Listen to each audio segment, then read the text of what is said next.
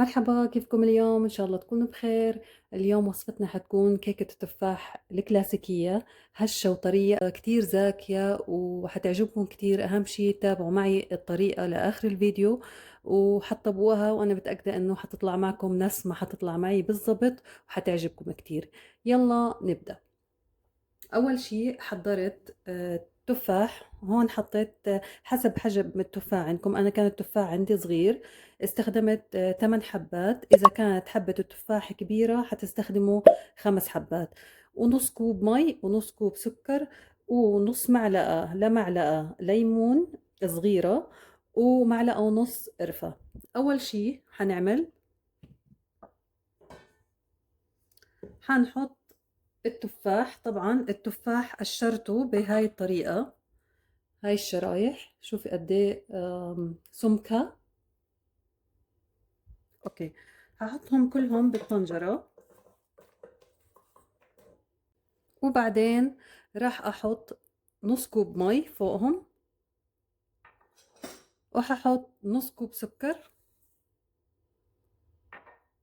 ومعلقة صغيرة عصير ليمون.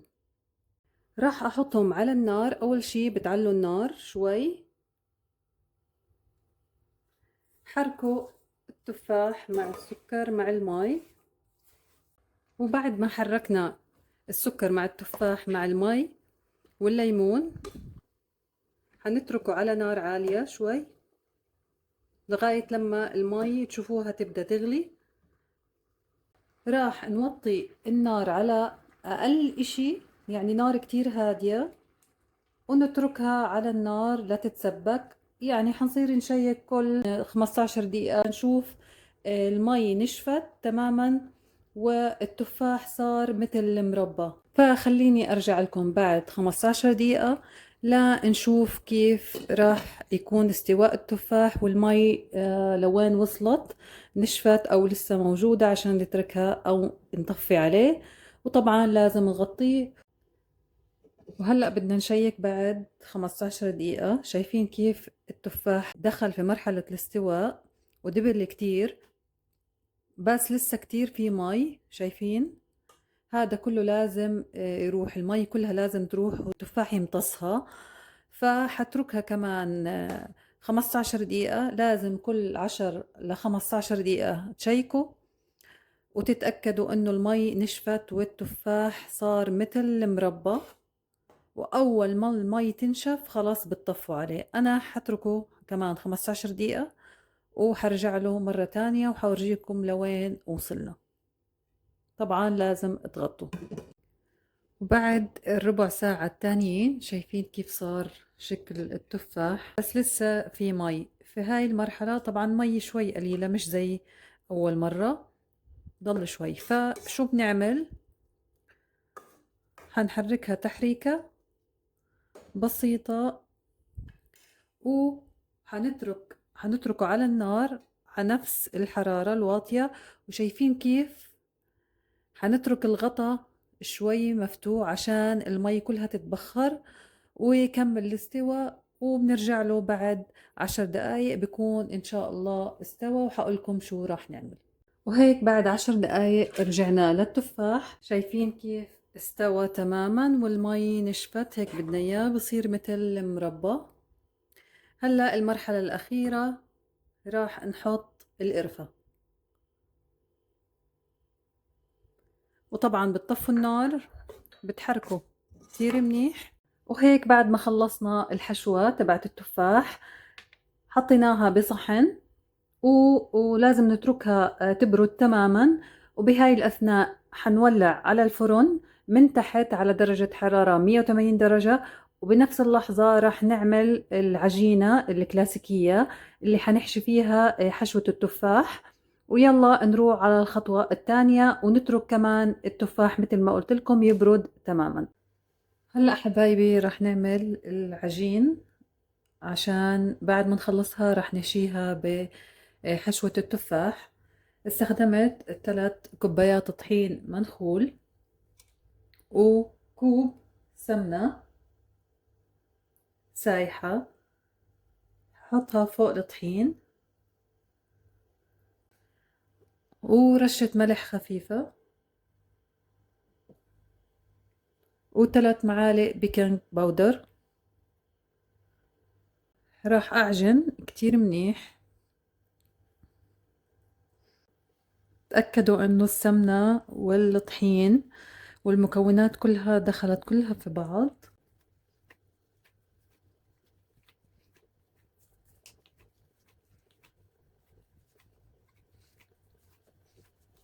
وهيك بعد ما خلطنا الطحين مع السمنة والملح والبيكنج باودر، هحط شوية مي. طبعا أنا استخدمت نص كوب مي دافية. هحط شوي شوي شوي، وبعدين أحرك. هحط كمان شوية مي.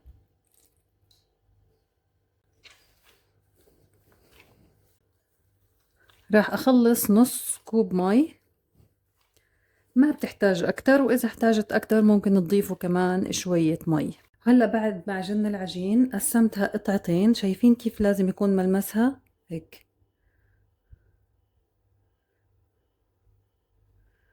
أوكي.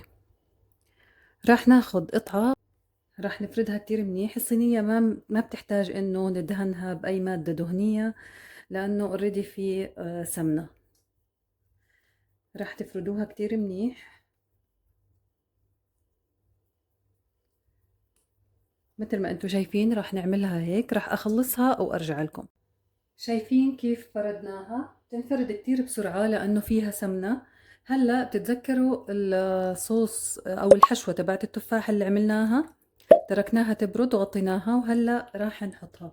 تنتبهوا كتير منيح، بتحطوها بعيد عن الأطراف تقريبا 1 سنتي عشان التفاح والسكر ما ينحرقوا لما تدخل الفرن.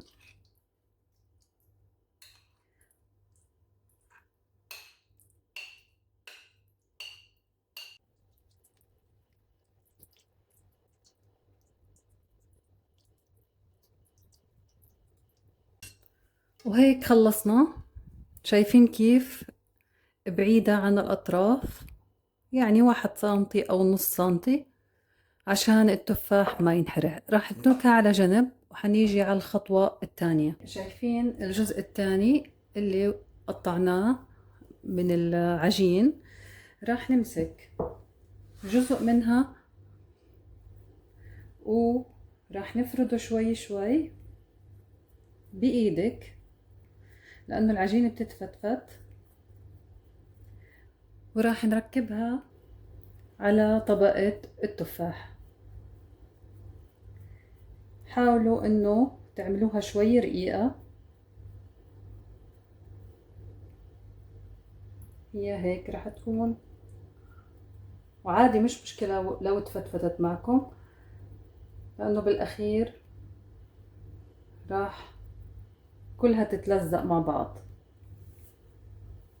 راح أعمل معكم الجزء الثاني. هيها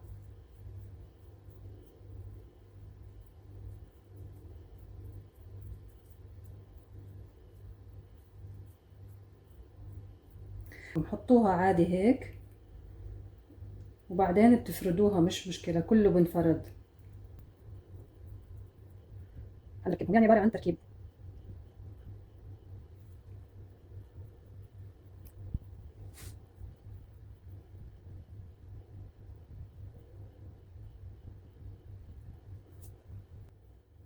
راح أخلص الكمية كلها وأرجع لكم وأرجيكم كيف صارت.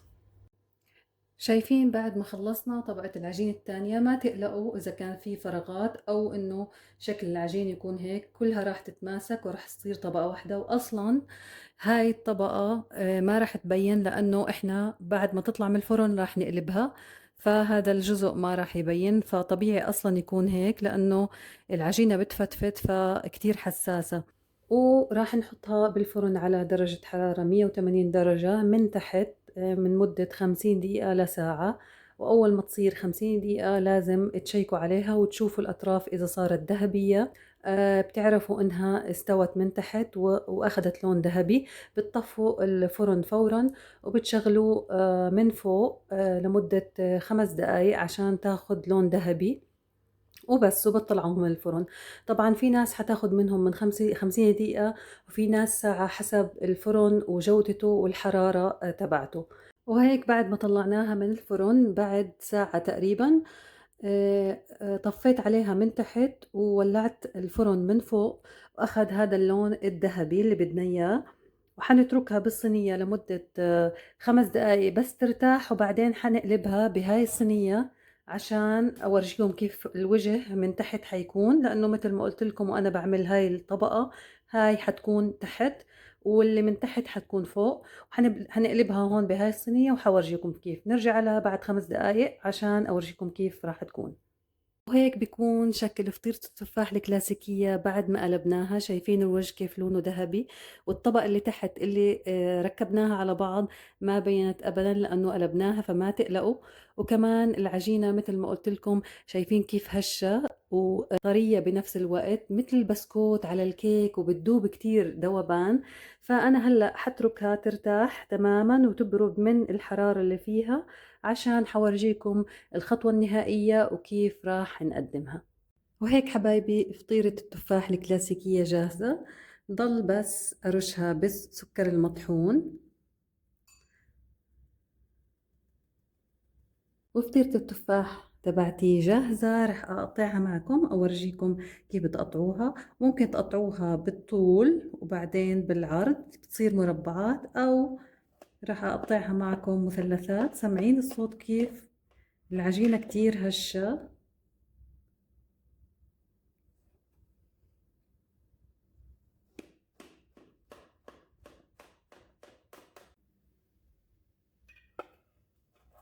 هيك بتكون، شايفين كيف مثل البسكوت. شايفين طبقة التفاح وطبقة العجين من فوق ومن تحت، بسكوت مع عجين يعني. بس صراحة كتير زاكية وحتعجبكم. زاكية لقعدة العصرية للفطور. ممكن إذا معزومة عند صحباتك تعمليها وتاخديها. بصراحة كتير بتشهي وسهلة طريقتها، ما بدها أي شي. بتمنى انكم تجربوها وتكتبوا لي رأيكم بالتعليقات، وما تنسوا الاشتراك بالقناة وتفعلوا الجرس عشان يوصلكم كل جديد. ونلتقي على خير بالفيديو الجديد، وباي باي.